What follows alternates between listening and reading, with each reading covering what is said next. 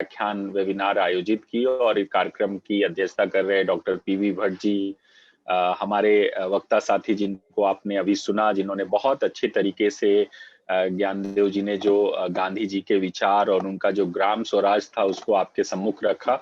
ऐसे प्रोफेसर ज्ञानदेव मरी त्रिपाठी जी, साथ में हमारे जो रांची सेंटर के हेड प्रधान हैं डॉक्टर अरुण कुमार सिंह जी, आयोजन समिति के doctor Vikas Das ji and doctor Santosh S Mali जी।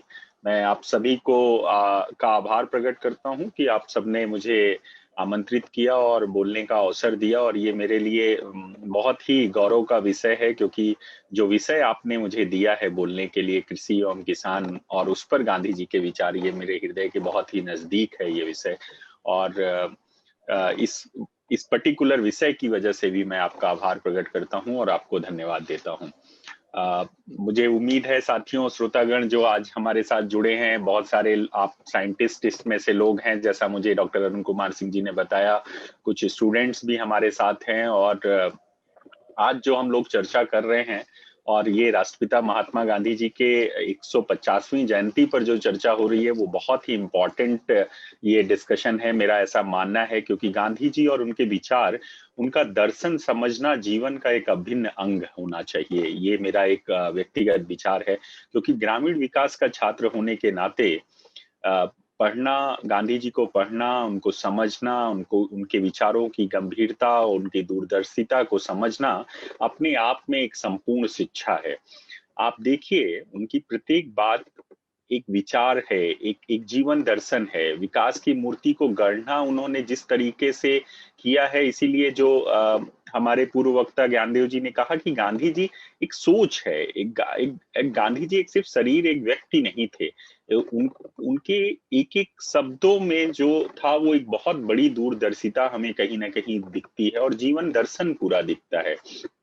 और स्पेशली अगर मैं बात करूं तो पूज्य बापू हमारे उनके अगर दिल की बात करूं तो हमेशा आप देखेंगे उनके हर एक जितने भी उनके साहित्य हैं या उनके भाषण हैं, उनमें हमेशा आपको गांव, किसान उनके हमेशा हृदय के नजदीक दिखते हैं। इसीलिए आपको याद होगा कि 29 नवंबर 1947 को प्रार्थना सभा के बाद पूज्य गांधी जी ने कहा कि भारत गांव का देश है, ग्रामीण विकास के बिना देश का विकास नहीं हो सकता। ये सब बातें बताती है कि गांधी जी कितने लोगों के लिए चिंतित थे, और उन्होंने कहा कि ग्रामीण विकास या कृषि विकास का तभी संभव होगा जब हर किसान तक, हर गरीब तक कोई भी स्कीम या किसी जो लाभ है वो उन तक पहुंचेगा। अंतिम व्यक्ति की बात उन्होंने कही और उसके लाभ की बात कही। और ये जो उनका कॉन्सेप्ट था सर्वोदय, जिसमें उन्होंने जो उदय की बात करी है, वो गरीब के उदय की बात की है, वंचित के उदय की बात की है। और हमेशा उन्होंने जो अपने दर्शन में भाईचारा को जो बढ़ावा दिया, वो एक अपने आप की एक सोच को दर्शाता है। इसी प्रकार अगर मैं बात करूं दूसरे एक महापुरुष जिनका 25 सितंबर अभी 5 दिन पहले हम सबने उनकी जन्म शताब्दी मनाई, पंडित दीनदयाल उपाध्याय जी की, और उनका जो विचार था अंत्योदय, और गांधी जी का सर्वोदय, ये अंत्योदय से सर्वोदय तक की जो यात्रा है, वो अगर हम देखें तो कहीं ना कहीं इन दोनों विचारों के अंदर आपको अंतिम व्यक्ति के विकास की बात होती है। और आज के परिपेक्ष में अगर ये भारत की जो आज की वर्तमान स्थिति है, अगर उसको हम ध्यान में रखकर ये बात देखते हैं, तो जो जितनी भी स्कीम्स हैं, जितनी भी योजनाएं हैं, जो भी प्रोग्राम्स चल रहे हैं, वो सभी अंतिम व्यक्ति को ध्यान में रखकर चल रहे हैं। तो मुझे ये लगता है कि उस समय, आज से अगर 70-80 साल पहले गांधी जी ने ऐसा सोचा, तो आप सोचिए कि वो किस तरह से उनके प्रयास रहे और उनकी सोच किस तरह से रही। और इसीलिए मेरा ये एक और व्यक्तिगत मानना है कि आज के समय में अगर आपको किसी भी देश का अगर इकोनॉमी मेजर करनी है, उसकी ग्रोथ को मेजर करना है, उसके डेवलपमेंट को मेजर करना है, मापना है, तो हर अर्थशास्त्री को अंतिम व्यक्ति की दशा से उसकी ग्रोथ को नापना चाहिए।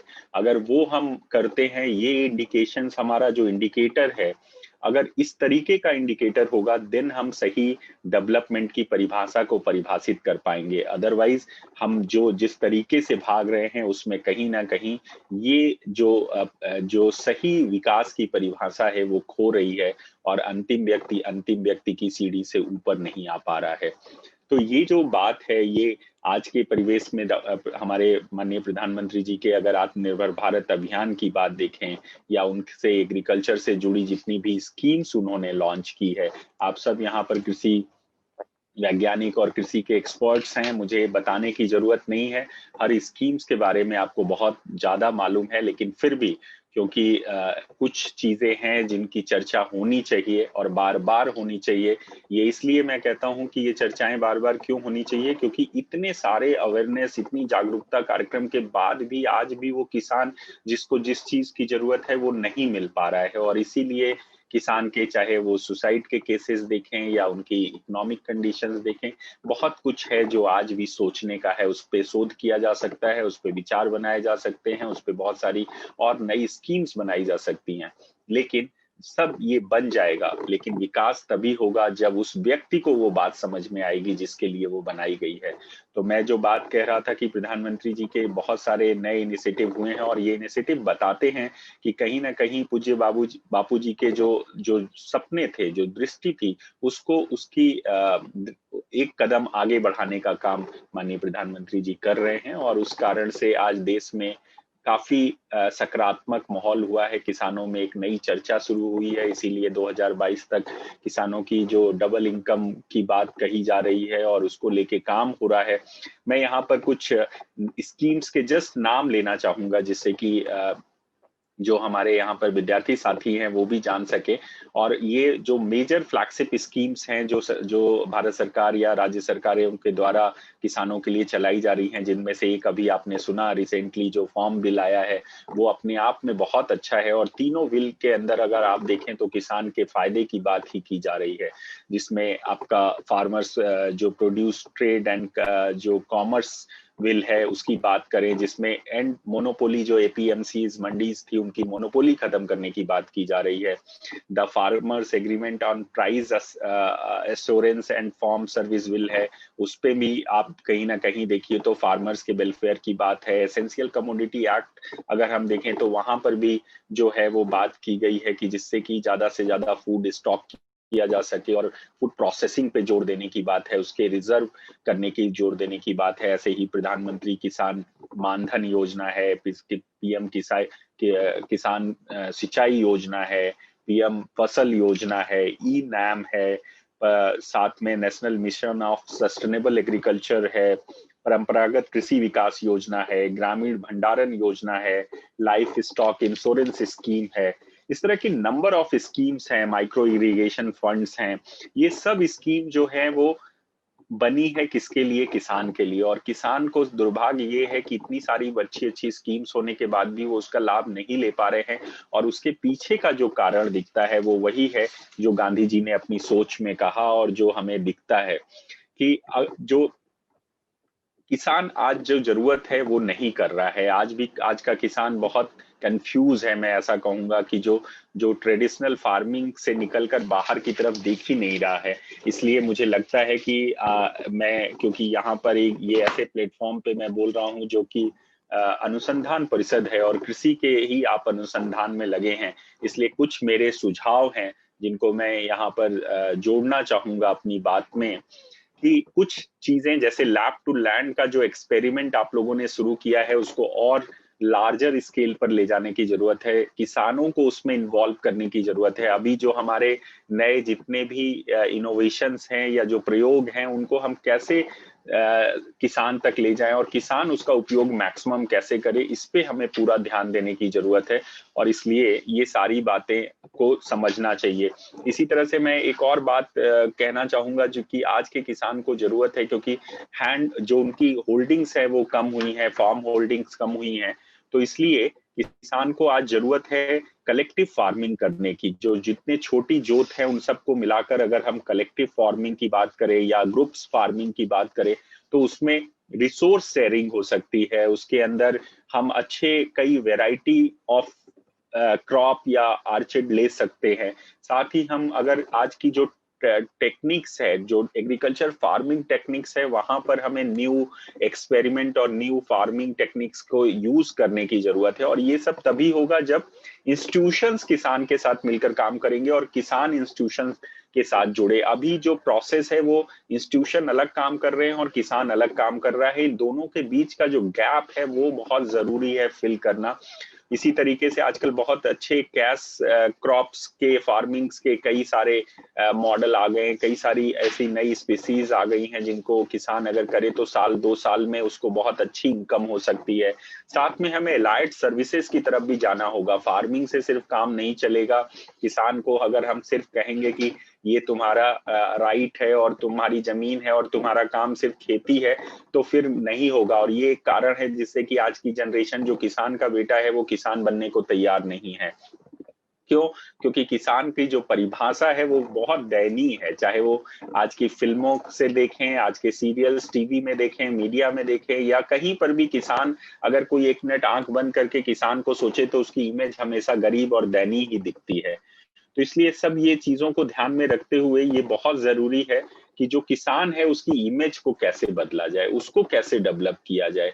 और वो कैसे डेवलप ऐसे हमारे आपके करने से नहीं होगा। उसको स्वयं जब तक ये बात नहीं समझ में आएगी कि फार्मिंग हमारा लास्ट ऑप्शन नहीं है, फार्मिंग को हमें नई तरीके से सोचने की जरूरत है। ये गेहूं, चना, दाल और चावल से निकल के आने की जरूरत है।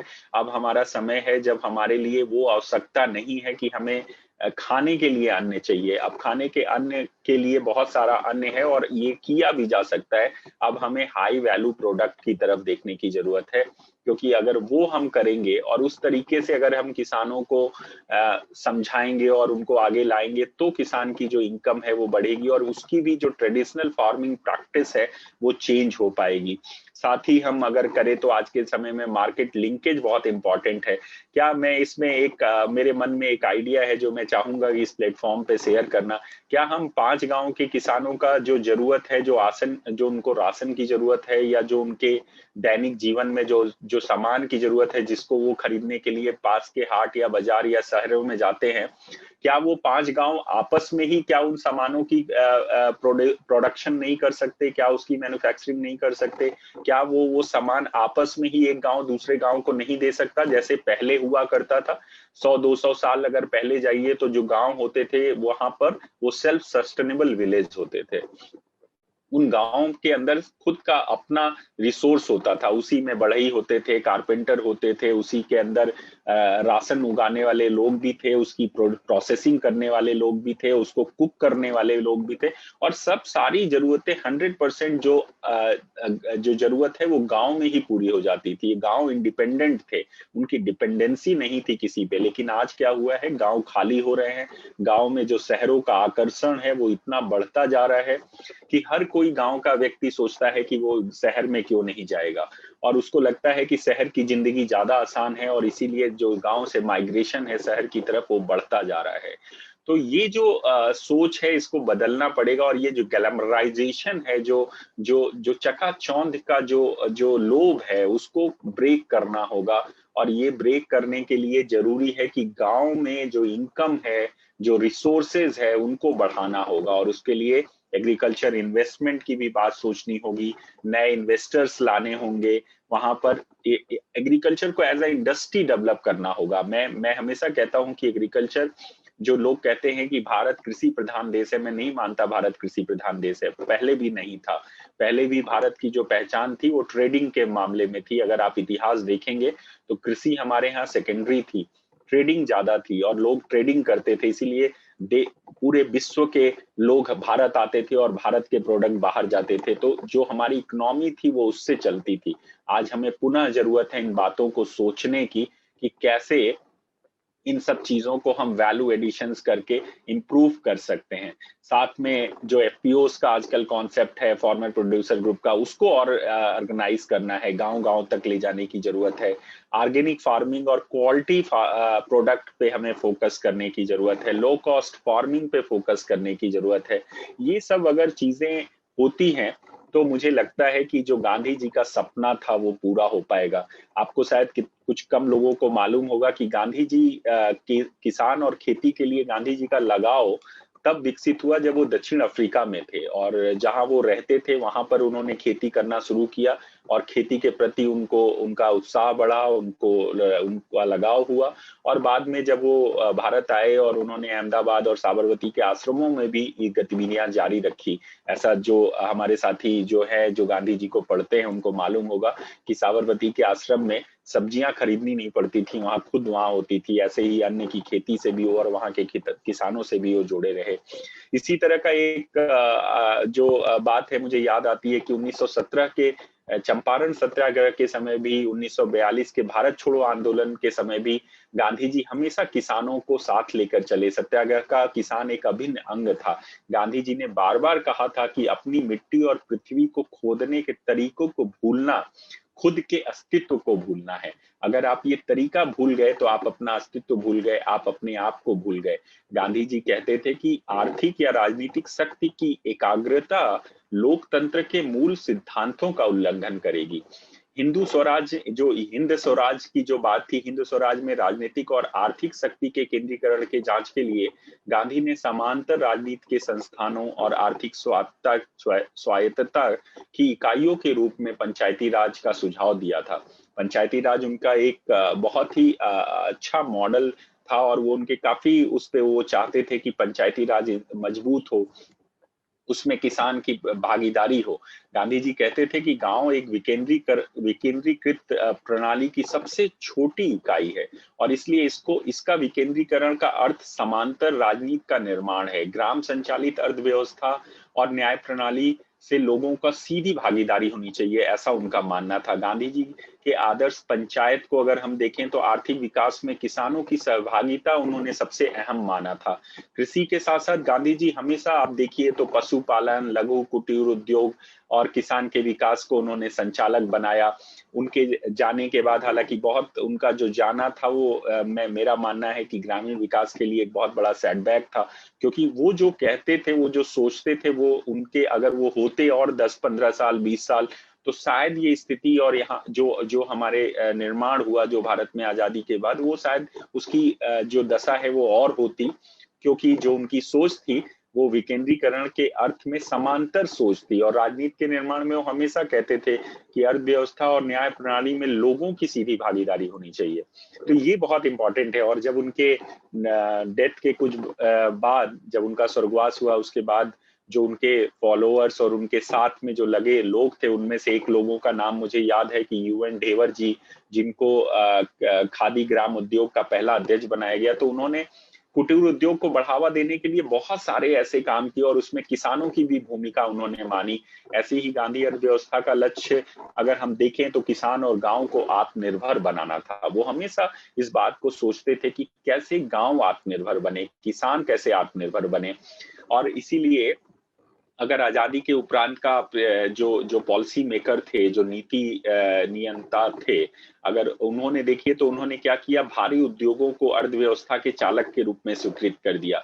यह एक लंबे समय से बहस का मुद्दा बना। मतलब इस पे बहुत सारे लोग, जो भारी इंडस्ट्रीज पे जो फोकस हुआ उस पे बहुत सारे लोग सहमत नहीं थे, क्योंकि लोगों का मानना था कि कृषि क्षेत्र में आधारित अर्थव्यवस्था का चुनाव ज्यादा किया जाना चाहिए, उसको प्राथमिकता ज्यादा दी जानी चाहिए। कृषि विकास तथा अर्थव्यवस्था की प्रेरक शक्ति को ज्यादा इंपॉर्टेंस मिलनी चाहिए। और ये आजादी के दौर का अगर हम मूल्यांकन करें तो ये स्पष्ट हो जाता है कि बिजली, यातायात, संचार का मूलभूत ढांचा भी कमजोर था। बहुत अच्छा, और आज तक इसीलिए आपने देखा कि पिछले कुछ सालों में तक हमारे 28,000 से ज्यादा गांव ऐसे थे जहां बिजली नहीं पहुंची थी, जो कि इस वर्तमान सरकार के आने के बाद हर गांव, भारत का हर गांव आज बिजलीकृत हो चुका है, और वहां पर सोलर के माध्यम से या बिजली के जो इंफ्रास्ट्रक्चर है उसके माध्यम से हर गांव तक बिजली पहुंचाई गई है। तो ये जो मूलभूत ढांचा जो कमजोर हुआ, और भारी उद्योगों की जो आवश्यक तकनीक, शोध और जो जो स्किल, जो रिसोर्सेस का उसकी कमी हुई, इसकी तुलना करें तो भारत में जो ये फर्टाइल लैंड है, जो उर्वर भूमि है, कृषि हेतु, उसके भी आवश्यक संसाधन प्रचुर मात्रा में थे। साथ ही मानव संसाधन को भी किसी प्रकार की ट्रेनिंग और उसकी दरकिनार नहीं थी। पहले लोग बहुत ट्रेडिशनल चीजें जानते थे। आज भी गांव में कई कई ऐसी टेक्निक्स फार्मिंग में बनाई गई हैं जिसका अभी भी प्रसार नहीं हुआ है, लेकिन उसके काम बहुत अच्छे हैं। अभी मैं एक रिसेंटली एक देखा मैंने कि उत्तर प्रदेश के एक किसान ने एक फसल काटने का यंत्र, और वो भी हैंडमेड यंत्र डेवलप किया है। वो एक बड़ा सा डंडा है जिसमें उन्होंने आगे ब्लेड्स लगाई हैं और उसको वो हाथ से काटते हैं। उससे आपको जानकर बड़ा आश्चर्य होगा, बड़ा वो आजकल उसका वीडियो वायरल भी हुआ। आप हो सकता है आप कुछ यहाँ पे साथियों ने उसे देखा भी हो कि उस तकनीक में इतनी अच्छाई है कि उससे जो पराली जलाने की समस्या है वो सॉल्व हो सकती है। क्यों? क्योंकि एक तो वो मैन मेड इक्विपमेंट्स है, उसको आदमी के श्रम के द्वारा चलना है, उसमें कोई पोल्यूशन नहीं होगा, उससे कोई खर्चा नहीं है, श्रम का ही केवल खर्चा है। लेकिन जो काटाई के बाद जो नीचे ठूंठ रह जाता है, जिसको जलाया जाता है, पराली जलाना, जो आप कई सालों से आजकल सुन रहे हैं, जिसकी वजह से कई राज्यों में वातावरण बहुत ज्यादा प्रदूषित हो जाता है। स्पेशली जो आने वाले अभी समय है, दिसंबर जनवरी के महीने में ऐसा अक्सर देखने में आता है। उस यंत्र, छोटे से यंत्र के माध्यम से वो समस्या समाधान हो सकती है। तो ये जो जो मैं सिर्फ ये उदाहरण इसलिए दे रहा हूं कि इस तरह के कई सारे ऐसे जुगाड़, जिसको हम लोग जुगाड़ कहते हैं, ऐसे किसान भाइयों ने बनाए हुए हैं। उनको आज जरूरत है वापस उसको बिल्ड करने की, उन जुगाड़ों को रिकग्नाइज्ड करने की, और उसको एक स्ट्रक्चरल रूप में डेवलप करने की। और जो ये लोकल की हम वोकल होने की जो बात कर रहे हैं, वो भी इसी से जुड़ा है। अगर इस तरह की टेक्निक्स को हम बढ़ावा देंगे और उनको इस एक स्ट्रक्चर में लाएंगे, तो इस तरह के बहुत सारे यंत्र हमारे हैं जो गांव में हैं, जिनको हम ला सकते हैं। एक और बात मैं यहाँ कहना चाहूंगा कि आरंभिक 3 दशकों में, आजादी के बाद का अगर हम 3 दशक देखें, तो हमारे यहाँ जो हरित क्रांति हुई और चौथी पंचवर्षीय योजना के दौरान जो उद्योग क्षेत्रों को भी सरकारी करण किया गया और उसको बढ़ावा दिया गया, जहां पर रासायनिक खादों और पेस्टिसाइड का बहुत मात्रा में उपयोग किया गया, जिससे कि उच्च उत्पादकता वाली किस्मों के बीज रखने की बात हो या फसल को बढ़ावा देने की बात हो, ये सब हरित क्रांति का हिस्सा था। और उसका परिणाम ये हुआ कि आप सबको मालूम है यहाँ पर कि इतने सारे एफर्ट्स के बाद हमारी भूमि जो है उसका क्षरण हुआ, उपज जो थी वो क्षरण हो गई, कम होगा, प्रोडक्शन एक टाइम तो बहुत बढ़ा क्योंकि इन सब का प्रभाव था, लेकिन वो ना सेहत के लिए उपयोगी रहा, ना वो खेत के लिए उपयोगी रहा, ना लोगों के लिए उपयोगी रहा। और एक समय ऐसा आया 2000 में, जहां पर ये हुआ कि भारत में अतिरिक्त उपज इतना हो गया, लेकिन उसके बावजूद उपज कई जगह सड़ने की न्यूज आई, उनको स्टोर नहीं करने की आपने सुना होगा। लेकिन इन सब के बावजूद, इतने अधिक उत्पादन के बावजूद भी भारत में भुखमरी अपनी चरम सीमा पर रही, गरीबी अपनी चरम सीमा पर रही। तो कहीं ना कहीं ये दोनों चीजें बताती है कि एक तरफ उत्पादकता की अधिकता है, दूसरी तरफ गरीबी अगर बढ़ रही है तो कहीं मिसमैच है। और हम सब जिस तरीके से काम कर रहे हैं, जिस प्रोसेस से काम कर रहे हैं, वो प्रोसेस पे हमें वापस देखने की जरूरत है। इसी तरह से अगर सरकार के 3 स्तरों, मेरा एक ये कहना है कि 3 स्तरों पर काम करने की उनको आवश्यकता है, जिसमें एक तो समर्थन मूल्य है, जिसको सरकार को सीधे खरीद के लिए मूल्य खरीद का करना चाहिए, जो अभी सरकार कर रही है। अभी रिसेंटली आपने देखा कि रबी की फसल के लिए पहले 1 महीने पहले अनाउंसमेंट हुआ, और जो एग्जिस्टिंग रेट थे उससे ज्यादा रेट उसमें डाले गए, जिससे किसानों को बहुत फायदा हो रहा है।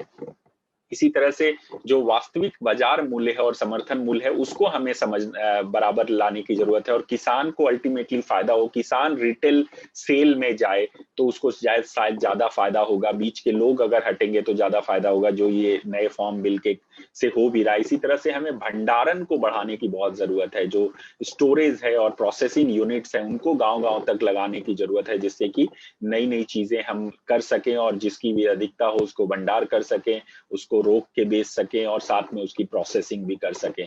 निजी का मेरा एक ये भी मानना है, हो सकता है इस पे बहुत सारे लोग सहमत ना हो, लेकिन क्योंकि मैंने कहा है कि एग्रीकल्चर को एज अ इंडस्ट्री लाना चाहिए, तो इसलिए निजी कंपनियों का भी मेरा मानना है कि इसके किसानों के साथ इंटरेक्शन होना चाहिए, उसमें इन्वेस्टमेंट होना चाहिए, और खरीद फरोख्त में भी उनकी जिम्मेदारी होनी चाहिए, जिससे कि अल्टीमेटली किसान को फायदा हो, किसान को ज्यादा पैसा मिल सके।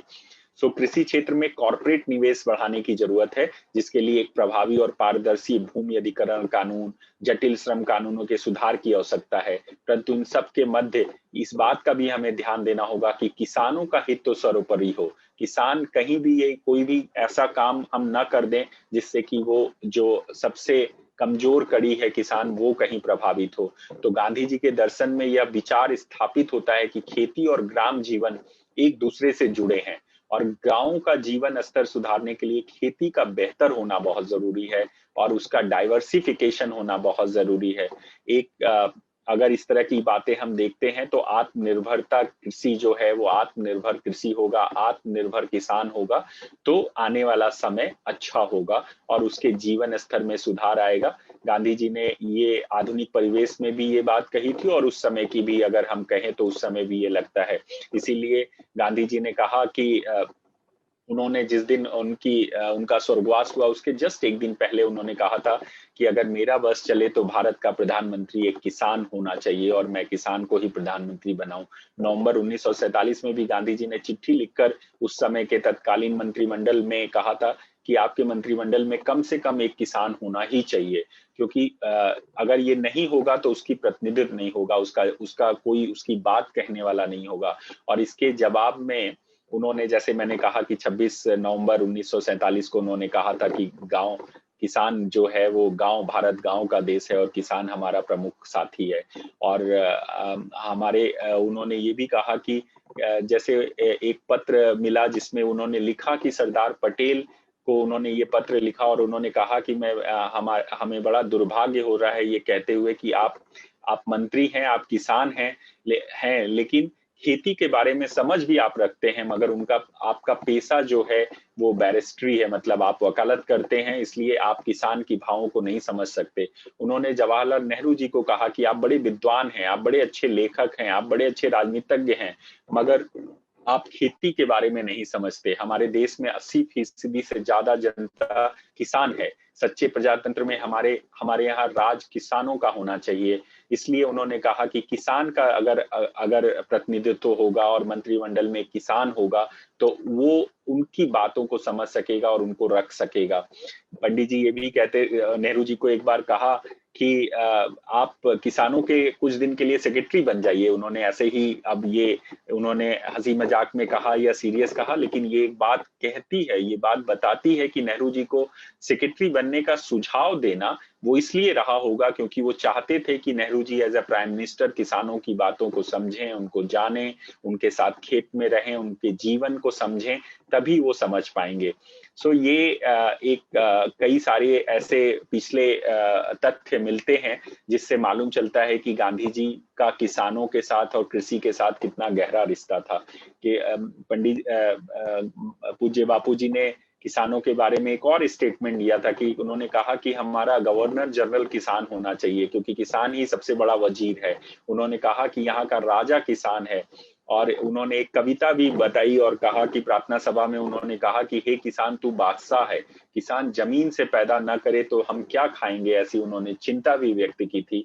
और ये सब बातें बताती हैं कि कैसे हमें किसानों के साथ और कृषि के साथ आज के गांधी जी को अगर देखना है और गांधी जी को हमें समझना है और हम सब अगर उन्हें राष्ट्रपिता मानते हैं तो हमें जरूरी है कि इस दर्शन को समझें, उनकी बातों को समझें और कृषि और किसान का जो रिश्ता है उसको कैसे मजबूत कर सके। यही गांधीवादी सिद्धांत है और इसी के माध्यम से आने वाले भारत का, नए भारत का निर्माण हो सकता है, ऐसा मेरा मानना है। और इसीलिए मैं हमेशा कहता हूं कि गांव जो है वो एक महत्वपूर्ण कड़ी है इस देश की, और उसमें आप जैसे कृषि अनुसंधान केंद्र जो हैं वो उनकी एक बहुत बड़ी भूमिका है। और ये जितने भी केंद्र हैं, चाहे वो कृषि विज्ञान केंद्र हो, चाहे अनुसंधान केंद्र हो या कृषि विभाग हो सरकार के, इन सभी को अभी वापस रिवैम्प करने की जरूरत है। वापस से इन सब को एक किसान के साथ इनका रिश्ता बनाने की जरूरत है, क्योंकि काम तो हम सब बहुत कर रहे हैं, लेकिन ये काम कितना प्रोडक्टिव हो रहा है इस पे हमें फिर से ध्यान करने की जरूरत है। मैं इन्हीं बातों के साथ अपनी वाणी को विराम देना चाहूंगा। आप सब ने मुझे सुना, मौका दिया और मैं अपनी बात आप सबके समक्ष रख पाया। हो सकता है कि कुछ बातें मेरी अच्छी ना हो, कहीं मैंने बोलने में कोई त्रुटि की हो, इन सब के लिए मैं आप सबसे क्षमा भी मांगता हूँ और आप सबको ढेर सारी शुभकामनाएं भी देता हूँ कि आप सब जिस कार्य में लगे हैं उस कार्य से बहुत सारे लोगों को फायदा हो रहा है और आने वाले समय में भी फायदा होगा। इस उम्मीद के साथ मैं यहीं पर अपनी वाणी को विराम देता हूँ और आप सबको धन्यवाद देता हूँ। नमस्कार। Thank you.